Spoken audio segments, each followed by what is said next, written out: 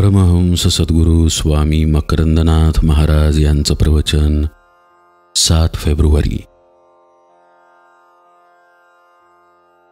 इंद्रियांचे संयमन। सर्वांना जीवनात काय हवे असते तर न संपणारे सुख, न ढळणारे समाधान, न भंगणारी शांती।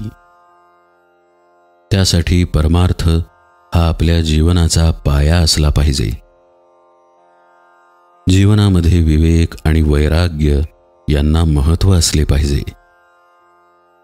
आत्मज्ञानाची प्राप्ती हेच आपले ध्येय असले पाहिजे।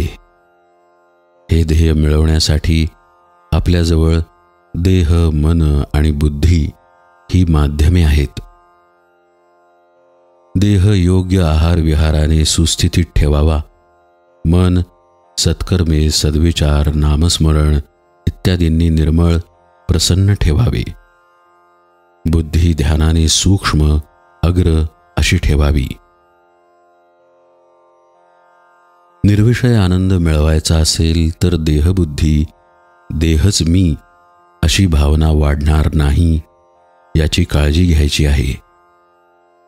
अर्थात विषय सेवनाने देहबुद्धी वाढते।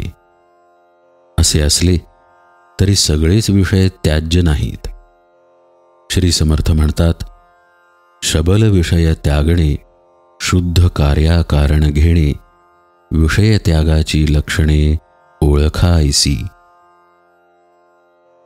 शबल विषय म्हणजे ज्या विषय सेवनामुळे आपण भगवत प्राप्तीच्या ध्येयापासून बाजूला होतो असे विषय। ज्या विषयांच्या चिंतनामुळे देहासक्ती वाढते, रजोगुण तमोगुण वाढतो असे विषय।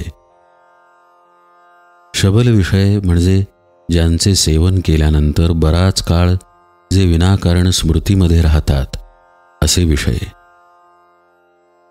उदाहरणार्थ, समजा आपण एखाद्या मंगल कार्यालयात जेवलो, मग सहजच बराच वेळ तेथील जेवण, केटरर्स, इतर ठिकाणचे पदार्थ यांची चर्चा होत राहते।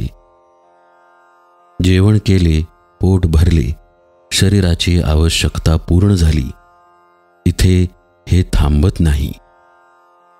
त्या विषयाच्या आस्वादाची आठवण येत राहते। विषयांचे चिंतन घडायला लागले की मग त्याची आसक्ती निर्माण होते। मग तो विषय गोड वाटायला लागतो किंवा उलट पक्षी नकोसा देखील वाटू लागतो। हे घडायला नको आहे। विषयांबद्दल प्रेम किंवा तिटकारा असे उत्पन्न होऊ न देता जो आपली इंद्रिये विषयांमध्ये वापरतो तो जरी विषय सेवन करत असला तरी आत्म्याच्या ठिकाणी असतो। अर्थात देह, मन, बुद्धीला अत्यंत आवश्यक असणाऱ्या विषयांचे मर्यादित सेवन आणि अनावश्यक विषयांचा संपूर्ण त्याग असे इथे अभिप्रेत आहे। विषयांमध्ये असावे आणि ते सहज असावे, मग काही अडचण नाही। स्वाधीन इंद्रियांनी होणारा विषयांचा उपभोग हा प्रसन्नता देऊन जातो। इंद्रियाधीन होऊन जर विषय सेवन घडले तर विषय सेवनाची मर्यादा ओलांडली जाते आणि कालांतराने त्याची परिणती विषादामध्येच होते।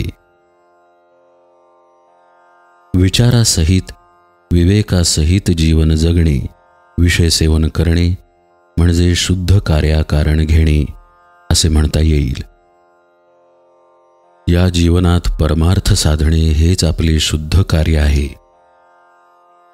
अशा प्रकारे जीवन व्यतीत करायचे आहे अशी ध्येय निश्चिती झाली की त्याला प्राधान्य देऊन आपली रोजची विहित कर्मे व्यवस्थित पार पाडायची आहेत। अध्यात्मश्रवण, मनन, चिंतन करायचे आहे, ध्यान करायचे आहे, नामाचा, भजनाचा आनंद लुटायचा आहे, सत्संग साधायचा आहे, अंतरी जागरूक राहायचे आहे। एकदा का तो शुद्ध आनंद, आत्मानंद प्राप्त झाला की मग विषयांचे आकर्षण वाटणार नाही।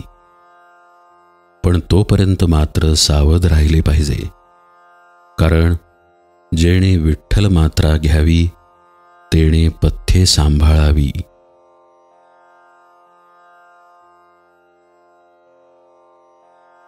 परमहंस सद्गुरु स्वामी माधवनाथ महाराज की जय. सब संतन की जय. जय जय रघुवीर समर्थ.